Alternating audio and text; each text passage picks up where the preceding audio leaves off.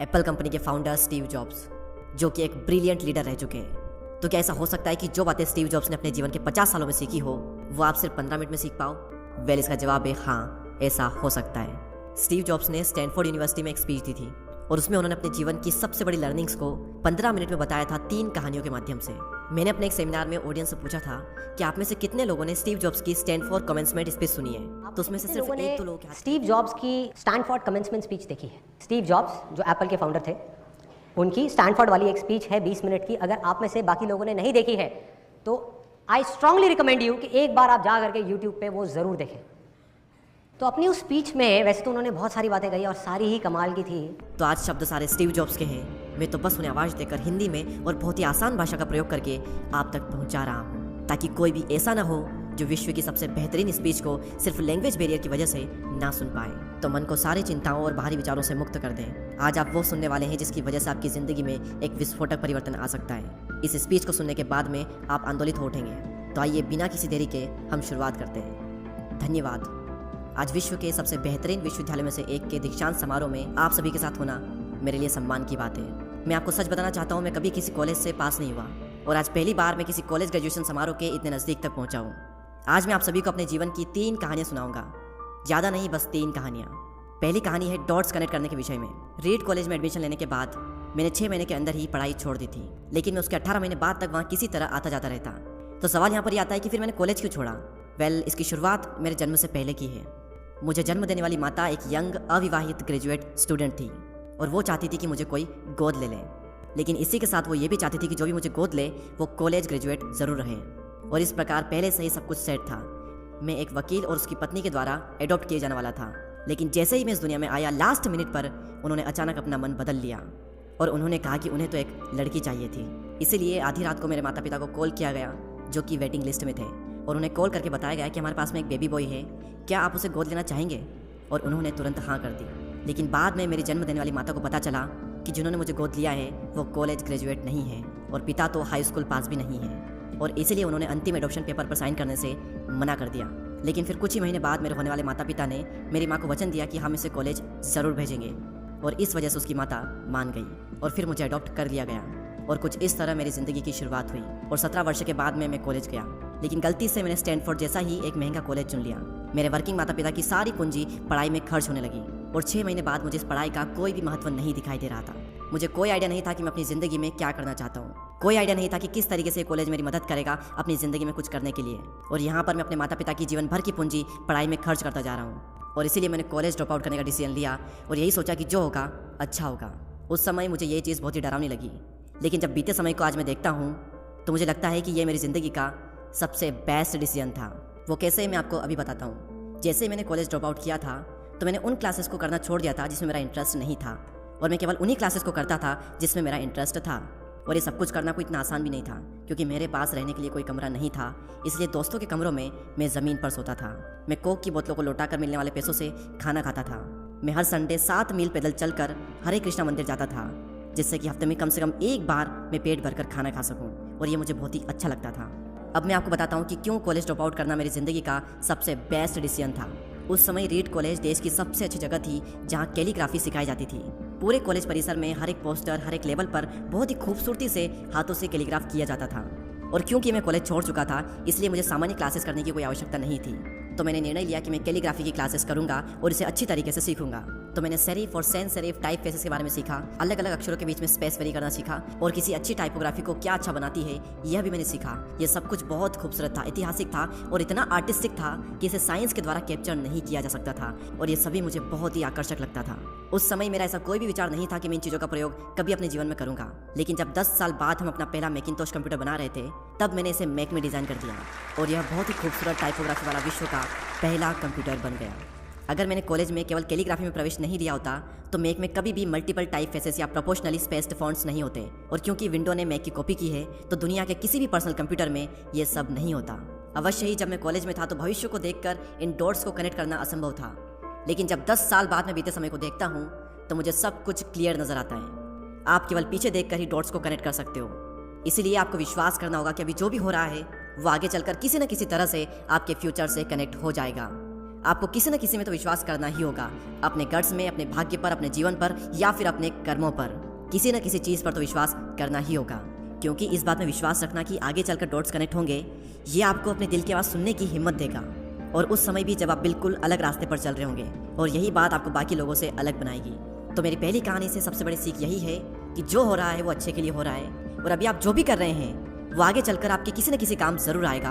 आप बस अपने आप में विश्वास रखकर करते जाइए जो कर रहे हैं। मेरी दूसरी कहानी लव और लॉस के विषय में है। मैं बहुत ही सौभाग्यशाली था कि जिससे मैं प्यार करता था वह मुझे जल्द ही मिल गई। वॉज और मैंने अपने पिता के गैराज से एप्पल की शुरुआत की थी जब मैं 20 साल का था, और हमने बहुत मेहनत की, और 10 साल में एप्पल कंपनी 2 लोगों से बढ़कर $2 बिलियन और 4000 लोगों की कंपनी हो गई। हमने अभी 1 साल पहले ही मैकिंटोश रिलीज़ किया और मैं 30 साल का हो गया था, और कंपनी ने मुझे निकाल दिया। आप सभी लोग सोच रहे होंगे कि अपनी ही बनाई हुई कंपनी से मुझे कैसे निकाल दिया। जैसे जैसे एप्पल ग्रो करने लगी, हमने एक बुद्धिमान आदमी को हायर किया जिसे मैंने सोचा कि वो मेरे साथ मिलकर कंपनी को आगे बढ़ाएगा। पहले 1 साल सब कुछ ठीक चल रहा था, लेकिन फिर उसके बाद कंपनी के फ्यूचर विजन को लेकर हम दोनों में विवाद होने लगे, और बात बोर्ड ऑफ डायरेक्टर तक पहुंच गई, और उन लोगों ने उसका साथ दिया, और इस तरीके से 30 वर्ष की आयु में मुझे अपनी ही कंपनी से निकाल दिया गया। जो मेरी पूरी एडल्ट लाइफ का फोकस था वह अब खत्म हो चुका था, और यह पूरी तरह से मुझे बर्बाद करने वाला था, और कुछ महीनों तक मुझे कुछ भी समझ में नहीं आया कि मैं क्या करूं। मैं एक बहुत बड़ा पब्लिक फेलियर था, और एक बार तो मैंने वैली छोड़कर जाने का भी सोचा, लेकिन धीरे धीरे मुझे एहसास हुआ कि मैं जो काम करता हूँ मैं उसके लिए अभी भी पैशनेट हूँ। एप्पल में जो कुछ भी हुआ उसकी वजह से मेरे पैशन में थोड़ी भी कमी नहीं आई। मुझे उन्होंने अस्वीकार कर दिया, लेकिन फिर भी मैं अपने काम से प्यार करता हूँ, और इसीलिए मैंने एक बार फिर से शुरुआत करने की सोची। मैं उस वक्त ये नहीं देख पाया था, लेकिन अब मुझे लगता है कि एप्पल से निकाले जाने से अच्छा मेरे साथ कुछ और हो ही नहीं सकता था। सफल होने का बोझ अब बिगिनर होने के हल्केपन में बदल चुका था। मैं एक बार फिर से स्वयं को बहुत ही हल्का महसूस कर रहा था, और इसी आज़ादी की वजह से मैं अपने जीवन के सबसे क्रिएटिव पीरियड में चला गया। अगले 5 सालों में मैंने कंपनी नेक्स्ट और दूसरी कंपनी पिक्सर शुरू कर दी, और इसी दौरान मैं एक बहुत ही अद्भुत महिला से मिला जो कि आगे चलकर मेरी पत्नी बनी। पिक्सर ने विश्व की पहली computer animated movie toy story बनाई, और आज के समय यह दुनिया का सबसे सफल एनिमेशन स्टूडियो है। और एप्पल ने एक अप्रत्याशित कदम उठाते हुए नेक्स्ट को खरीद लिया, और मैं फिर से एप्पल में चला गया। आज एप्पल नेक्स्ट द्वारा विकसित की गई टेक्नोलॉजी का उपयोग करती है। तो यहाँ पर मैं पूरे विश्वास के साथ में कह सकता हूँ कि अगर मुझे एप्पल से नहीं निकाला गया होता तो ये सब कुछ मेरे साथ नहीं होता। यह एक कड़वी दवा थी, लेकिन मेरे विचार में एक मरीज को इसकी ज़रूरत थी। कभी कभी ज़िंदगी आपको इस तरह की ठोकर मारती है, लेकिन आप विश्वास मत खोइए। मैं विश्वास के साथ में कह सकता हूँ कि मैं सिर्फ इसलिए आगे बढ़ता गया क्योंकि मैं अपने काम से प्यार करता था। जितना अपने प्यार को जानना ज़रूरी है, उतना ही ज़रूरी है अपने काम को खोजना जिसे आप सच में एंजॉय करते हो, क्योंकि आपका काम आपकी ज़िंदगी का एक बहुत ही बड़ा हिस्सा होता है। और वास्तविक रूप से संतुष्ट होने का सिर्फ यही एक तरीका है कि आप वो करें जिसे आप एक बड़ा काम समझते हैं, और बड़ा काम करने का सिर्फ एक ही तरीका है कि आप वो करें जो आप करना पसंद करते हैं। और अगर अभी तक आपको वो काम नहीं मिला है तो आप रुकिए मत, उसे खोजते रहिए। जैसा कि दिल से जुड़ी हर एक चीज़ में होता है, वो जब आपको मिलेगी तब आपको पता चल जाएगा, और जैसा कि किसी अच्छे रिलेशनशिप में होता है, वो समय के साथ साथ और भी अच्छी होती जाएगी।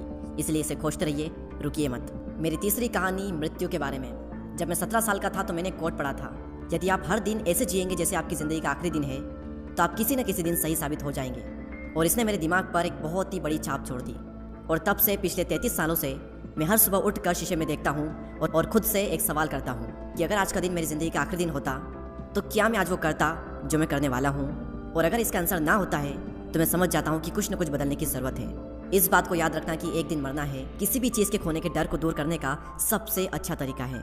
आप पहले से ही नंगे हैं, ऐसा कोई भी कारण नहीं है कि आप अपने दिल की ना सुने। करीब 1 साल पहले ही मुझे पता चला कि मुझे कैंसर है। सुबह 7:30 बजे मेरा स्कैन हुआ और उसमें साफ दिखाई दे रहा था कि मेरे पेनक्रियाज में ट्यूमर है। और सच कहूँ तो मुझे तो ये भी नहीं पता था कि पेनक्रियाज होता क्या है। डॉक्टर ने लगभग पूरे विश्वास के साथ में मुझे बताया कि मुझे एक ऐसा कैंसर है जिसका उपचार करना संभव नहीं है, और अब मेरे पास केवल 3 से 6 महीने ही बचे हैं। डॉक्टर ने मुझे सलाह दी कि मैं घर जाऊं और सभी चीज़ें व्यवस्थित कर लूं।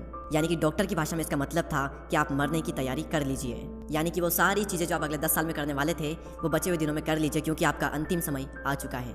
मैंने इस डायग्नोसिस के साथ में पूरा दिन बिता दिया, और शाम को मेरी बायोप्सी हुई, जहाँ पर मेरे गले के रास्ते से पेट से होते हुए एक एंडोस्कोप डाला गया और एक सुई से ट्यूमर के कुछ सेल्स निकाले गए। उस वक्त मैं पूरी तरह से बेहोश था, लेकिन मेरी पत्नी और वहाँ पर जो भी उपस्थित था कि जब डॉक्टर ने माइक्रोस्कोप से मेरे सेल्स को देखा तो वह भी रो पड़ा, क्योंकि सेल्स को देखकर डॉक्टर समझ गया था कि मुझे एक बहुत ही दुर्लभ प्रकार का कैंसर हुआ है जो कि सर्जरी से ठीक हो सकता है। तो मेरी सर्जरी हुई और सौभाग्य से मैं अब बिल्कुल ठीक हूँ। मौत के इतने करीब तक मैं पहले कभी भी नहीं पहुँचा, और मैं उम्मीद करता हूँ कि आने वाले कुछ समय तक मैं पहुँचूँ भी ना। और यह सब देखने के बाद मैं पूरे विश्वास के साथ में कह सकता हूँ कि मृत्यु एक उपयोगी लेकिन विशुद्ध रूप से बौद्धिक संकल्पना है। कोई भी मरना नहीं चाहता। यहाँ तक कि वो लोग जो स्वर्ग जाना चाहते हैं वो भी वहाँ जाने के लिए मरना नहीं चाहते। मृत्यु ही वो स्थान है जहाँ पर हम सभी लोग जाते हैं। आज तक कोई भी इससे बचा नहीं है और ऐसा होना ही चाहिए, क्योंकि इस जीवन का एकमात्र सबसे बड़ा आविष्कार है वो है मृत्यु। यह जिंदगी को बदलती है, पुराने को समाप्त करने का रास्ता खोलती है। और इस समय पर आप सभी लोग नए हैं और कुछ ही दिनों में आप सभी लोग पुराने हो जाओगे और रास्ते से साफ हो जाओगे। इतना ज़्यादा नाटकीय होने के लिए मैं आप सभी से माफ़ी चाहता हूँ, लेकिन यही सत्य है। आपका समय बिल्कुल सीमित है, इसलिए इसे किसी और की ज़िंदगी जीकर व्यर्थ मत कीजिए। बेकार की सोच में मत फंसिए। अपने जीवन को दूसरों के हिसाब से मत चलाइए। औरों के विचारों के शोर में अपने अंदर की आवाज़ को मत दबाइए। और सबसे महत्वपूर्ण यह है कि अपने दिल और सहज बुद्धि की बात सुनने का साहस रखें, क्योंकि वे पहले से ही जानते हैं कि तुम वास्तव में क्या बनना चाहते हो। तो पहले अपने दिल की आवाज़ सुने, बाकी सारी चीज़ें सेकेंडरी है। और अंत में मैं आप सभी से यही कहना चाहूँगा, स्टे हंग्री, स्टे फुलिश। मैंने हमेशा अपने लिए यही मांगा है, और अब जब आप सभी लोग यहाँ से ग्रेजुएट हो रहे हैं तो मैं आप सभी के लिए भी यही विश करता हूँ, स्टे हंग्री, स्टे फुलिश। यानी कि भूखे रहिए और मूर्ख रहिए। भूखे यानी कि कुछ करने की भूख आपके अंदर होनी चाहिए, और मूर्ख रहो क्योंकि मूर्ख रहकर ही आप कुछ सीख पाओगे। अगर आपको ये लगता है कि आप सब कुछ पहले से जानते हैं तो आप कुछ भी नहीं सीख पाएंगे। तो भूखे रहिए और मूर्ख रहिए। Stay hungry, stay foolish. आप सभी को बहुत बहुत धन्यवाद। और दोस्तों, मैं दीपक दया आशा करता हूँ कि आपने इस वीडियो से बहुत कुछ सीखा होगा। इस स्पीच को कन्वर्ट करने में या फिर मुझसे कुछ भूल हुई हो तो उसके लिए मुझे माफ़ कर दें। ऐसे ही और इंस्पायरिंग, मोटिवेशनल